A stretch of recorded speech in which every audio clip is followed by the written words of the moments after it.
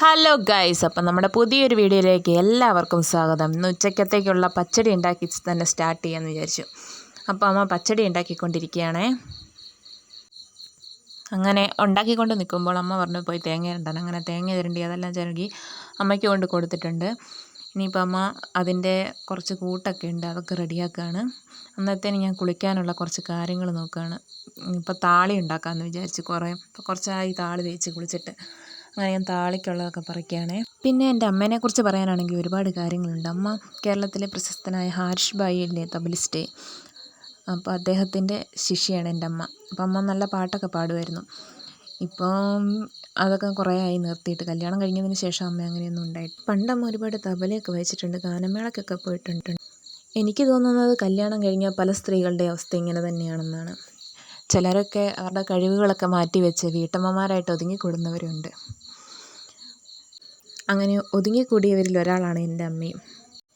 അപ്പം ഞാൻ വിചാരിക്കുന്നത് ഇനി മുന്നോട്ടുള്ള വീഡിയോയിലൊക്കെ എൻ്റെ അമ്മേൻ്റെ കുറച്ച് കഴിവുകളൊക്കെ മുന്നോട്ട് കൊണ്ടുവരാമല്ലോ, അങ്ങനെയൊക്കെ വിചാരിച്ചാണ് നിൽക്കുന്നത്. അപ്പോൾ താളിക്കുള്ള സാധനമൊക്കെ കിട്ടിയിട്ടുണ്ടേ. അപ്പോൾ ഇത് അമ്മച്ചി പറമ്പിലോട്ട് ഇറങ്ങുവാണേ അടയ്ക്ക പെറുക്കാൻ.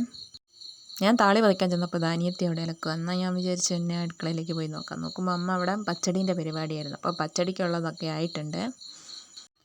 അപ്പോൾ ഗൈസ്, ഞാനിപ്പോൾ താളിയൊക്കെ പതിക്കുവാണേ. അപ്പോൾ എല്ലാവർക്കും എൻ്റെ വീഡിയോ ഒക്കെ ഇഷ്ടപ്പെട്ടാൽ എല്ലാവരും സബ്സ്ക്രൈബും ലൈക്കും ചെയ്ത് എന്നെ സപ്പോർട്ട് ചെയ്യണേ.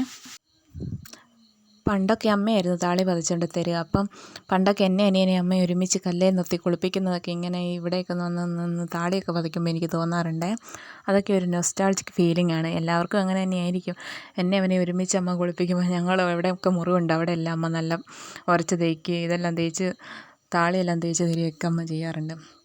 അപ്പോൾ ഇങ്ങനെയൊക്കെ ചെയ്യുമ്പം അതൊക്കെ ഒരോർമ്മയായിട്ട് ഇങ്ങനെ എപ്പോഴും മനസ്സിലിങ്ങനെ വരാറുണ്ട്. അപ്പോൾ ഇനി താളിയൊക്കെ പതിച്ച് കുളിച്ചിട്ട് വന്നിട്ട് ബാക്കി പറയാവേ. അപ്പോൾ ഞാൻ കുളിച്ച് വന്നിട്ടുണ്ട്. അപ്പോൾ അമ്മ അനിയൻ്റെ ബിസിനസ്സിൻ്റെ കുറച്ച് ആൻറ്റി ടാർണിഷിൻ്റെ നെക്ലേസൊക്കെ കാണിച്ചുകൊണ്ടിരിക്കുക. അപ്പോൾ അതിലാർക്കെങ്കിലും വേണമെങ്കിൽ നിങ്ങൾ കമൻറ്റായിട്ട് പറഞ്ഞാൽ മതി. അപ്പം വീടിനടുത്തേക്ക് കുട്ടി വന്നിട്ടുണ്ട്. അവളെന്തൊക്കെയോ പറയുന്നുണ്ട്. അതെല്ലാം കണ്ട് കുറച്ച് നേരം അവളോട് വർത്താനമൊക്കെ പറഞ്ഞ് ഇങ്ങനെ ഇരിക്കുകയായിരുന്നു. ആൾ കുറച്ച് വായാടിയാണേ. അപ്പം ഇങ്ങനെ സംസാരിച്ചുകൊണ്ടിരിക്കുമ്പോൾ വീടിനടുത്ത് ചേച്ചിയും കൂടെ കയറി വന്നേ. അപ്പോൾ ഇന്ന് വൈകുന്നേരത്തെ സ്പെഷ്യൽ വട്ടയപ്പം ചായയാണേ. അങ്ങനെ വട്ടയപ്പം ചായയും കുടിച്ചുകൊണ്ടിരിക്കുമ്പോഴാണ് എൻ്റെ അനിയൻ ഉണ്ണീൻ്റെ ഫ്രണ്ട്സൊക്കെ കയറി വന്നത്. അപ്പോൾ അവരെ ഇടയ്ക്കിടയ്ക്ക് ഇവിടെ വരാറുള്ളത്, അവരവരുടെ വീട്ടിലും പോകാറുണ്ട്. അങ്ങനെ അവരൊക്കെ വന്നപ്പോൾ അവർക്ക് വേണ്ടിയിട്ടും അമ്മ വട്ടയപ്പമൊക്കെ മുറിച്ച് കൊടുക്കുവാണേ. അങ്ങനെ അമ്മ വട്ടയപ്പമൊക്കെ മുറിച്ച് അവർക്കൊക്കെ കൊടുത്ത്.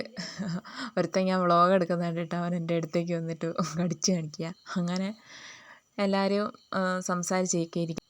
അപ്പോൾ ഇന്നത്തെ വീഡിയോ ഇത്രയേ ഉള്ളൂ. എല്ലാവർക്കും നമ്മുടെ വീഡിയോ ഇഷ്ടമായ സബ്സ്ക്രൈബും ലൈക്കും ചെയ്ത് സപ്പോർട്ട് ചെയ്യണേ. ഇനി ഓരോ വീഡിയോ ചെയ്യുമ്പോഴും നിങ്ങളുടെ സപ്പോർട്ടാണ് എനിക്ക് ആവശ്യം. അപ്പോൾ നിങ്ങളെല്ലാവരും സപ്പോർട്ട് ചെയ്യണേ. അപ്പോൾ ഇനി അടുത്ത വീഡിയോ കാണുന്നവരെ ബായ്.